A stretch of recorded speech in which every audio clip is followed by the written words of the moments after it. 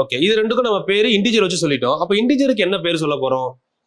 What is the another name of integer? இன்டிஜரை பொறுத்தவரை ஒரு சைடு பாருங்க மைனஸ்லயே போகுது, இன்னொரு சைடு பாத்தீங்கன்னா பிளஸ்லயே போகுது. இதெல்லாம் எதை குறிக்குது? குறியீடு. அதனால integers are also be called sign number.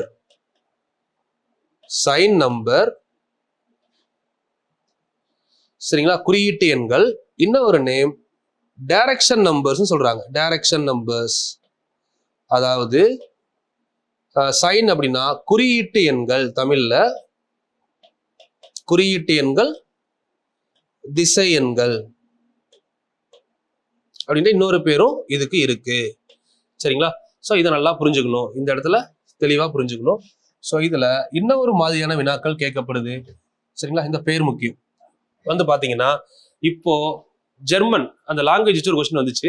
இந்த இடத்துல அதுக்கும் இதுக்கும் ஒரு சின்ன லிங்க் இருக்கு. என்ன அப்படின்னா இசட், இந்த வேர்டு இசட் இருக்கு இல்லைங்களா? தி வேர்டு இசட் வந்து பாத்தீங்கன்னா எங்க இருந்து எடுத்தாங்க அப்படின்னா தி word integer Z is Z அப்படிங்கிறது எங்க இருந்து வந்துச்சுன்னா ஜேலன். தி வேர்டு ஜேலன் அப்படிங்கிற ஜெர்மன் மொழியிலிருந்து வந்தது. இதுவுமே இம்பார்ட்டன்ட் டேட்டா.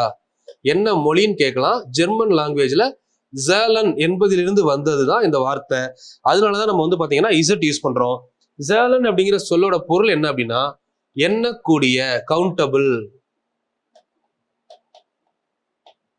எண்ணக்கூடிய, இங்கிலீஷ்ல கவுண்டபிள், இந்த மீனிங்ல வந்திருக்கும். ஸோ இதுல இருந்து எடுக்கப்பட்டதுனால இந்த இசட் அப்படிங்கிற லெட்டரை நம்ம ஸ்டார்டிங்ல யூஸ் பண்றோம். சரிங்களா? ஸோ இது நான் ரொம்ப நாளா எக்ஸ்பெக்ட் பண்ற கொஸ்டின், அந்த ஜெர்மன் வேர்டு எல்லாமே. ஸோ கொஞ்சம் எல்லாமே தெளிவா பார்த்துக்கோங்க. ஸோ இவ்வளவுதான் வந்து நம்பர்ஸோட பேசிக் டேர்ம்ஸ்.